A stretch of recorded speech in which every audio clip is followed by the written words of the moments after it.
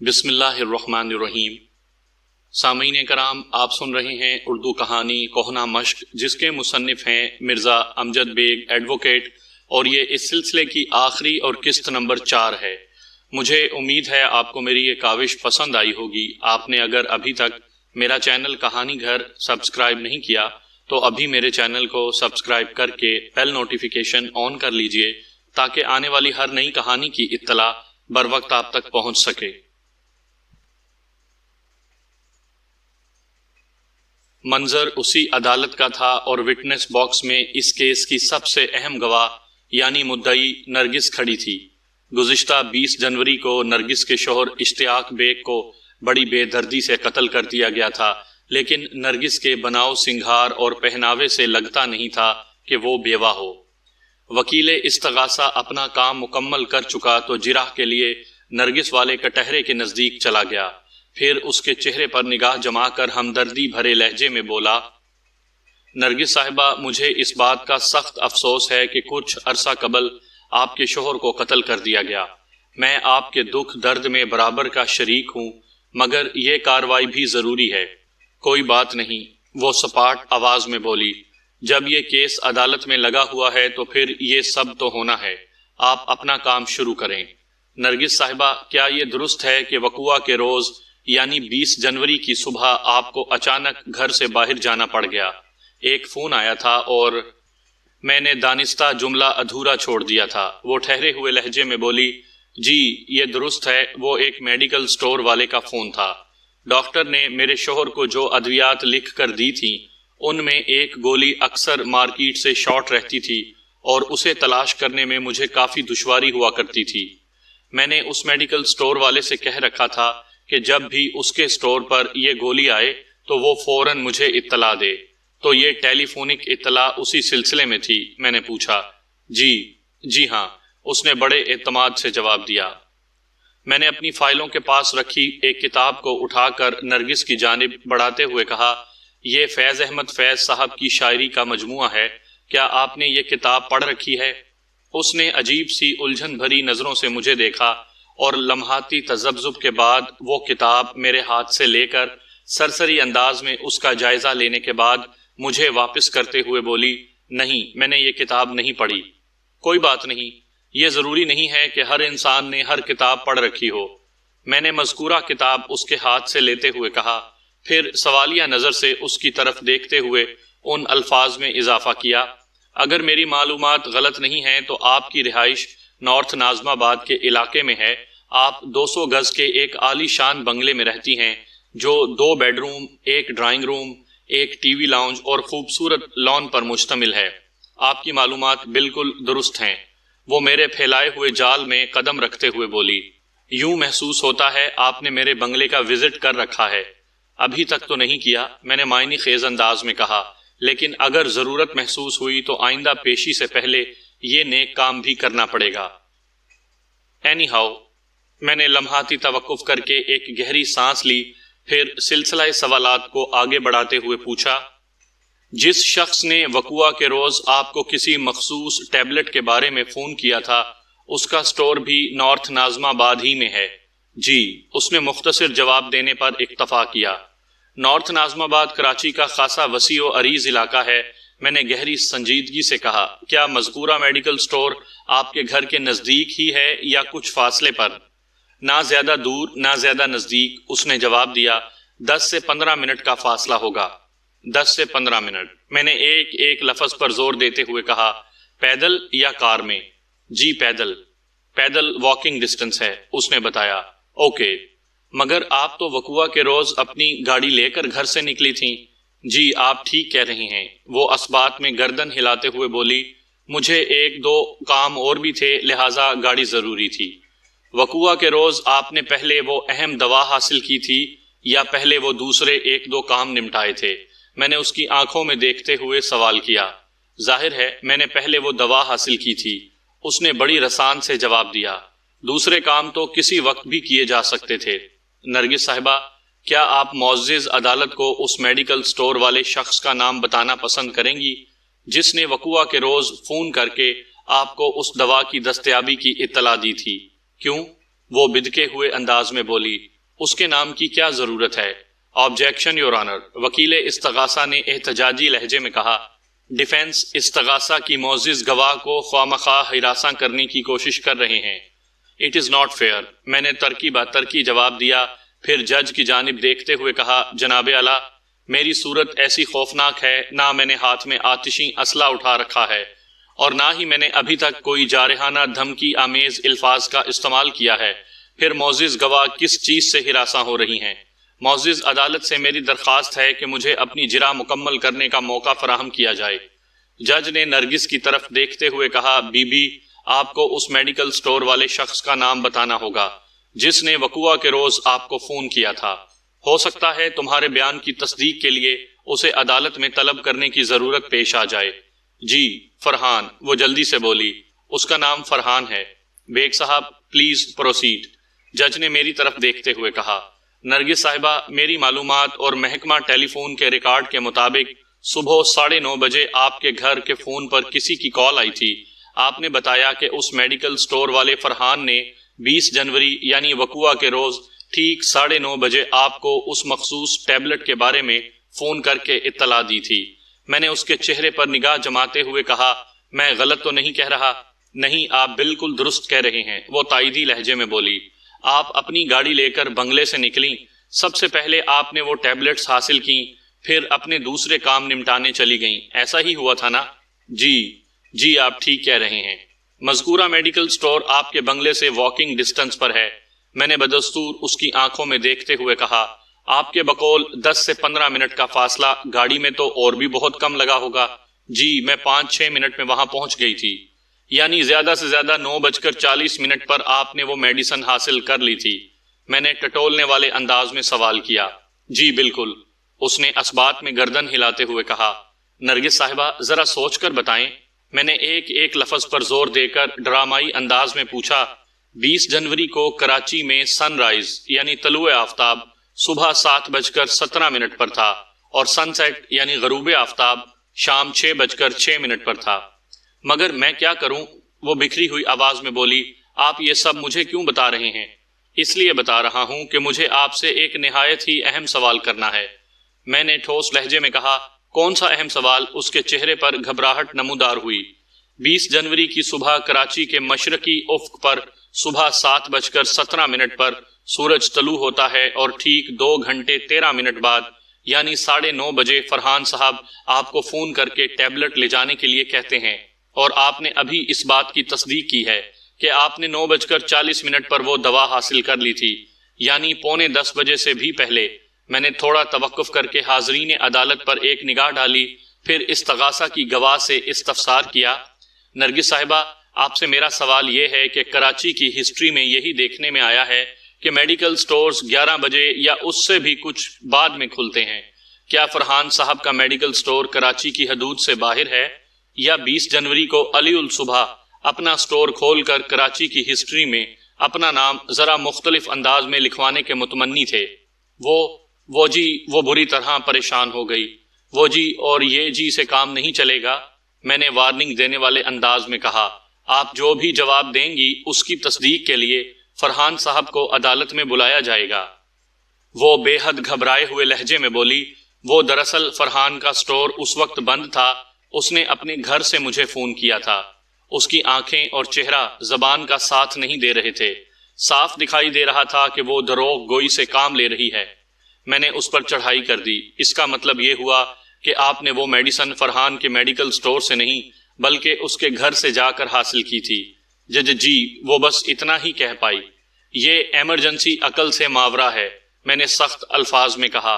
خیر، فرحان کو تو عدالت میں طلب کرنا ناگزیر ہو ہی چکا ہے، کیونکہ تھوڑی دیر پہلے آپ بتا چکی ہیں کہ وقوع کے روز آپ نے وہ میڈیسن فرحان کے میڈیکل سٹور سے حاصل کی تھی۔ اب تو مجھے آپ کی اس بات پر بھی یقین نہیں رہا کہ یہ کتاب… میں دانستہ اپنی بات نامکمل چھوڑ کر فیض صاحب کی شعری مجموعے کی جانب بڑھا اور ایک مرتبہ پھر وہ کتاب نرگس کے ہاتھ میں تھماتے ہوئے پوچھا، اچھی طرح سوچ کر بتائیں، یہ کتاب آپ نے پڑھ رکھی ہے یا نہیں؟ نہیں، بالکل نہیں، وہ پوری قطعیت سے بولی۔ اوکے، میں نے ایک بار پھر وہ کتاب اس سے واپس لے کر چوبی میز پر رکھ دی، پھر استغاثہ کی سب سے اہم گواہ کے قریب پہنچ کر کہا، نرگس صاحبہ، وقوعہ کے روز آپ نے 10:45 پر یعنی 11:15 بجے اپنے بنگلے پر فون کر کے ملازمہ سے کہا تھا کہ آپ گھر کے قریب ہی کہیں موجود ہیں اور 10-15 منٹ بعد آپ پہنچ رہی ہیں۔ جی، میں نے یہی کہا تھا، اس نے ذرا سنبھل کر جواب دیا۔ اور ملزمہ سے آپ نے یہ بھی کہا تھا کہ وہ اپنے وقت پر یعنی ٹھیک 11 بجے چھٹی کر کے چلی جائے اور نہیں، وہ میری بات پوری ہونے سے پہلے ہی بول اٹھی۔ میں نے اس سے کہا تھا کہ وہ میری واپسی تک بنگلے پر ہی رکے، میں 10-15 منٹ میں پہنچ رہی ہوں۔ اس کا مطلب یہ ہوا کہ ملزمہ نے غلط بیانی سے کام لیا ہے؟ میں نے کہا، جی ظاہر ہے، وہ بڑے اعتماد سے بولی۔ 11:15 بجے آپ اپنے بنگلے سے 10-15 منٹ کے فاصلے پر تھیں؟ میں نے چبھتے ہوئے انداز میں سوال کیا۔ لیکن آپ کی واپسی 12:30 بجے ہوتی ہے۔ کیا آپ معزز عدالت کو بتانا پسند کریں گی کہ آپ نے یہ 2.25 گھنٹے کہاں گزارے تھے؟ جب میں نے ملزمہ کو فون کیا اس وقت میں واقعی گھر سے 10-15 منٹ کے فاصلے پر ایک جگہ پر تھی، وہ وضاحت کرتے ہوئے بولی۔ لیکن پھر اچانک مجھے ایک کام یاد آ گیا۔ میں مطمئن تھی کہ میں نے ملزمہ کو گھر پر رکنے کے لیے کہہ دیا ہے۔ اگر ضروری سمجھا گیا تو آپ سے اس اچانک یاد آ جانے والے ضروری کام کی تفصیلات بھی طلب کر لی جائیں گی، میں نے سرسری انداز میں کہا۔ پھر پوچھا، میری موکل اور اس کیس کی ملزمہ وحیدہ کے بیان کے مطابق آلہ قتل یعنی گوشت کاٹنے والی وہ تیز دھار چھری جس سے آپ کے شوہر کو ذبح کیا گیا، چند روز پہلے وہ چھری کچن میں سے غائب ہو گئی تھی، آپ اس بارے میں کیا کہتی ہیں؟ ایسا کچھ نہیں ہوا تھا، وہ ناپسندیدہ نظر سے ملزمہ کی طرف دیکھتے ہوئے بولی۔ یہ جھوٹ بول رہی ہے۔ اوکے، جھوٹ اور سچ کا فیصلہ کرنے کے لیے ہی عدالت لگی ہوئی ہے، میں نے سرسری انداز میں کہا۔ اس عدالت میں ملزمہ پر 2 کیس چل رہے ہیں۔ نمبر 1، اس نے آپ کے شوہر اشتیاق بیگ کو قتل کیا ہے۔ نمبر 2، اس نے آپ کی الماری میں سے 10,000 روپے نقدی اور لگ بھگ 40,000 کے زیورات چرائے ہیں۔ کیا میں صحیح کہہ رہا ہوں؟ جی، اس نے اثبات میں گردن ہلانے پر اکتفا کیا۔ میں آپ کے بنگلے کے 2 بیڈ رومز کی وقوع پذیری بیان کر رہا ہوں، میں نے کہا۔ اگر میں کہیں غلطی پر ہوا تو ٹوک دیجیے گا۔ اور ہاں، میں نے ایک مرتبہ پھر چوبی میز پر سے فیض احمد فیض کا شعری مجموعہ اٹھا لیا اور پھر اسے نرگس کی طرف بڑھاتے ہوئے کہا، جب تک میں اپنی بات مکمل کرتا ہوں اس کتاب کو آپ پکڑے رکھیں، اور یہ میرا آپ سے وعدہ ہے کہ اب آپ سے وہ سوال نہیں کروں گا جو پہلے 2 بار کر چکا ہوں۔ لمحاتی تذبذب کے بعد اس نے کتاب میرے ہاتھ سے لے لی۔ میں نے گہری سنجیدگی سے بولنا شروع کیا۔ دونوں بیڈ رومز بنگلے کے پچھلے حصے میں بنے ہوئے ہیں، دونوں کا سائز بھی ایک جیسا ہی ہے، یعنی 12 بائی 12 فٹ، اور دونوں کے داخلی دروازے مغربی سمت میں ہیں۔ بالکل درست، اس نے تائیدی انداز میں گردن ہلائی۔ میں نے اپنے بیان کو جاری رکھتے ہوئے کہا، مقتول کا بیڈ اور وہ الماری جس میں سے نقدی اور زیورات چرائے گئے، یہ دونوں چیزیں 2 مختلف بیڈ رومز میں ہیں۔ مقتول کا بیڈ اپنے کمرے کی جنوبی دیوار کے ساتھ اور آپ کی الماری آپ کے بیڈ روم کی شمالی دیوار کے ساتھ۔ کیا میں غلط کہہ رہا ہوں؟ نہیں جناب، آپ بالکل ٹھیک کہہ رہے ہیں۔ وہ حیرت سے آنکھیں جھپکاتے ہوئے بولی، مجھے کیوں محسوس ہو رہا ہے جیسے آپ نے میرے گھر کا سروے کر رکھا ہو۔ وکیل کو اس نوعیت کی ساری معلومات رکھنا پڑتی ہیں، میں نے گہری سنجیدگی سے کہا، اور میرے خیال کے مطابق مقتول اپنے کمرے میں بیڈ پر لیٹ کر آپ کے بیڈ روم کی الماری کو نہیں دیکھ سکتا تھا۔ سوال ہی پیدا نہیں ہوتا، وہ 2 ٹوک انداز میں بولی۔ استغاثہ کے مطابق ملزمہ نے پہلے آپ کی الماری میں سے نقدی اور زیورات چرائے، اس کے بعد آپ کے شوہر کو قتل کر کے بنگلے سے روانہ ہو گئی۔ میں نے جرح کے سلسلے کو آگے بڑھاتے ہوئے کہا، آپ کیا کہتی ہیں؟ میں کیا کہہ سکتی ہوں، یہ دونوں کام ملزمہ نے میرے سامنے تھوڑی کیے ہیں، وہ ناگواری سے بولی۔ رپورٹ میں جو کچھ لکھا ہے وہی درست ہے۔ استغاثہ کی رپورٹ کے مطابق پہلے ملزمہ نے نقدی اور زیورات چرائے، پھر خود کو دیکھ لیے جانے کے خوف سے اس نے آپ کے شوہر کو قتل کر دیا، لیکن آپ اس امر کی تصدیق کر چکی ہیں کہ آپ کا شوہر اپنے بیڈ پر لیٹے لیٹے دوسرے بیڈ روم میں رکھی آپ کی الماری کو نہیں دیکھ سکتا، لہٰذا بالفرض محال اگر ملزم نے آپ کی الماری میں سے نقدی اور زیورات چرائے بھی تھے تو یہ عمل آپ کے شوہر کے علم میں آ ہی نہیں سکتا۔ اور پھر لمحاتی توقف کر کے میں نے نرگس کے چہرے پر ابھرنے والے پریشانی کے تاثرات کا جائزہ لیا اور کہا، اور پھر پوسٹ مارٹم رپورٹ کہتی ہے کہ آپ کے شوہر کی موت نیند کے دوران ہوئی ہے، یعنی اگر ملزمہ نے چوری کی تھی تو آپ کے شوہر کسی بھی قیمت پر اسے دیکھ نہیں سکتے تھے، کیونکہ وہ ناشتے والی دوا کے طفیل بے ہوشی کی حالت میں تھے۔ یہ تو آپ بالکل ٹھیک کہہ رہے ہیں، وہ اسبات میں گردن ہلاتے ہوئے بولی۔ اشتیاق کی ایک دوا ایسی ہے جس سے نیند آتی ہے۔ گویا استغاثہ کا بیان درست نہیں۔ میں نے سوالیہ نظر سے اس کی طرف دیکھا۔ اگر ملزمہ نے نقدی اور زیورات چرا ہی لیے تھے تو اسے آپ کے شوہر کو قتل کرنے کی کوئی ضرورت نہیں تھی، مگر اس چھری پر ملزمہ کی انگلیوں کے نشانات ملے ہیں۔ وہ ایک اہم نقطے کی جانب اشارہ کرتے ہوئے بولی، آپ اتنی بڑی حقیقت کو کیسے نظر انداز کر سکتے ہیں؟ جیسے دوسری اتنی بڑی حقیقت کو استغاثہ نے نظر انداز کر دیا ہے۔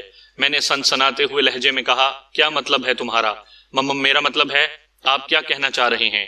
وہ جلدی سے سنبھلتے ہوئے بولی، میرا مطلب صرف اتنا سا ہے کہ آپ کی الماری پر ملزمہ کے فنگر پرنٹس نہیں پائے گئے، لیکن استغاثہ کو یقین ہے کہ نقدی اور زیورات اسی نے چرائے ہیں۔ دوسری جانب چھری پر ملزمہ کے فنگر پرنٹس پائے گئے ہیں اور مجھے یقین ہے کہ یہ قتل میری موکل نے نہیں کیا۔ پتہ نہیں آپ کس قسم کی الجھی ہوئی باتیں کر رہے ہیں، وہ بیزاری سے بولی۔ میری تو کچھ سمجھ میں نہیں آ رہا۔ سب سمجھ میں آ جائے گا جب میں آپ کو یہ بتاؤں گا کہ آج عدالت میری موکل کو بے گناہ مان کر رہا کر دے گی۔ میں نے یہ کہتے ہوئے اپنا ہاتھ آگے بڑھا دیا اور زیر لب مسکراتے ہوئے یوں اضافہ کیا، لائیں یہ کتاب مجھے دے دیں، اس کا کام ختم ہو چکا۔ اس کے چہرے پر الجھنوں کا جال سا پھیل گیا۔ شعری مجموعے کو میری جانب بڑھاتے ہوئے اس نے پوچھا، اس کتاب کا کیا کام تھا جو پورا ہو گیا؟ اور عدالت کس بنا پر ملزمہ کو بری کر دے گی؟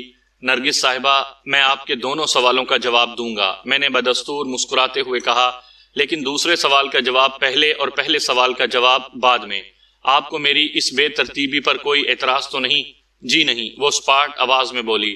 میں نے کھنکار کر گلا صاف کیا، پھر کہا، عدالت آج میری موکل کو اس لیے بری کرے گی کہ وہ دائیں ہاتھ سے کام کرنے کی عادی یعنی رائٹ ہینڈڈ ہے، جبکہ آپ کے شوہر کا قاتل بائیں ہاتھ سے کام کرنے کا عادی یعنی لیفٹ ہینڈڈ ہے۔ اور اس امر کی تصدیق ایک پچھلی پیشی پر اس کیس کے انکوائری آفیسر نے بھی کی ہے۔ وہ ایک گہری سانس لے کر رہ گئی، پھر مضطرب نظر سے ادھر ادھر تکنے لگی۔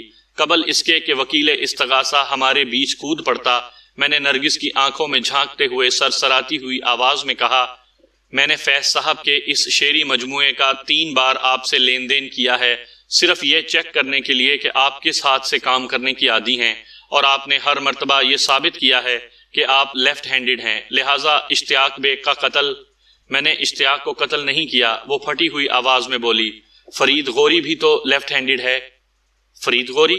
میں نے کہیں بھی یہ نہیں کہا تھا کہ نرگس نے اپنے شوہر کو قتل کیا ہے، لیکن وہ میری بات کو خود پر لے گئی تھی اور اپنی سمت آنے والے تیر کو اس نے فرید غوری کی جانب پھیرنے کی کوشش کی تھی۔ آخا، مقتول کا مینیجر، وہ وقوع کے روز اس وقت جائے واردات پر موجود تھا جب پولیس وہاں پہنچی۔ میں نے سخت لہجے میں پوچھا، یہ شخص وہاں کیا کر رہا تھا؟ مجھے نہیں پتا، یہ تو آپ اسی سے پوچھیں، وہ کٹہرے سے باہر نکلتے ہوئے بولی۔ مجھے جانے دیں۔ ارے میڈم، آپ کہاں جا رہی ہیں؟ میں نے نرگس کی طرف دیکھتے ہوئے اضطراری لہجے میں کہا، آپ تو یہاں سے سیدھی جیل جائیں گی اپنے شوہر کے قتل کے الزام میں۔ میں نے اشتیاق کو قتل نہیں کیا، یہ کہتے ہوئے وہ دروازے کی جانب بڑھی۔ جج کے فوری حکم پر متعلقہ عدالتی عملے نے نرگس کو عدالت کے کمرے سے باہر جانے سے روک دیا۔ میں نے روئے سخن اس مقدمے کے منصف کی جانب پھیرتے ہوئے کہا، جناب اعلیٰ، جیسا کہ گزشتہ پیشی پر میں نے انکوائری آفیسر صفدر علی کی تصدیق سے یہ بات پایا ثبوت تک پہنچا دی تھی کہ اشتیاق بیگ کو کسی لیفٹ ہینڈڈ شخص نے موت کے گھاٹ اتارا ہے، اس پیشی پر میں نے کوشش کر کے اس کیس سے متعلق افراد میں سے ایک لیفٹ ہینڈڈ شخصیت یعنی مقتول کی بیوہ نرگس صاحبہ کو ایکسپوز کر دیا ہے۔ انہی کی زبانی پتہ چلا ہے کہ مقتول کا مینیجر فرید غوری بھی لیفٹ ہینڈڈ ہے۔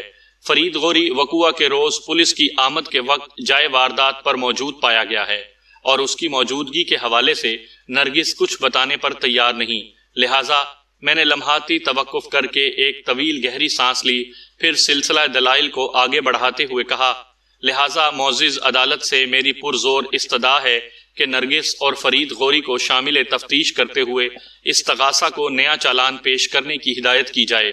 یہ تو واضح ہو چکا ہے کہ اشتیاق بیگ کو میری موکل وحیدہ نے قتل نہیں کیا۔ مجھے یقین ہے نرگس اور فرید غوری پر اگر پولیس تھوڑی سی بھی محنت کرے تو ان کی یہ کوشش رائیگاں نہیں جائے گی۔ That's all, Your Honor۔ میرے متاثر کن دلائل اور منطقی انکشافات کی روشنی میں عدالت نے نرگس اور فرید غوری کو فی الفور شامل تفتیش کرنے کے احکامات صادر کر دیے۔ آئندہ پیشی پر عدالت نے میری موکلہ وحیدہ کو باعزت بری کر دیا۔ میں اس کی بے گناہی ثابت کرنے میں کامیاب رہا تھا۔ نرگس اور فرید غوری جب پولیس کسٹڈی میں پہنچے تو اپنی جان بچانے کے لیے انہوں نے ایک دوسرے پر الزامات لگانا شروع کر دیے، تاہم پولیس نے اپنے مخصوص ہتھ کنڈے آزما کر انہیں سچ بولنے پر راضی کر ہی لیا، چنانچہ فرید غوری کو اقبال جرم کرنا ہی پڑا۔ واقعات کے مطابق نرگس اور فرید غوری میں ایک خاص قسم کی کھچڑی پک رہی تھی، اور اشتیاق بیگ کی بیماری کے بعد تو ان کے معاملات کافی حد تک آگے بڑھ چکے تھے، لہٰذا اپنے شوہر کو ٹھکانے لگانے کے لیے نرگس کی فرمائش پر فرید غوری نے ایک منصوبہ بنایا اور گھریلو ملازمہ وحیدہ کے کندھے پر رکھ کر بندوق چلا دی۔ فرید غوری بہت ہی کائیاں اور چالاک شخص تھا۔ اس کے ریکارڈ سے پتہ چلا کہ وہ پہلے بھی اسی نوعیت کی 2-3 کامیاب وارداتیں کر چکا ہے، لیکن اس کی اور نرگس کی بدقسمتی کہ یہ کیس میرے ہاتھ میں آ گیا تھا۔ فرید غوری بلا شبہ اپنے کام کا ماہر اور ایک کہنہ مشق کھلاڑی تھا، مگر وہی بات کہ شاطر سے شاطر شخص کو بھی ایک روز اس کی عیاری لے ڈوبتی ہے۔ فرید غوری کو بھی منہ کی کھانا پڑی تھی۔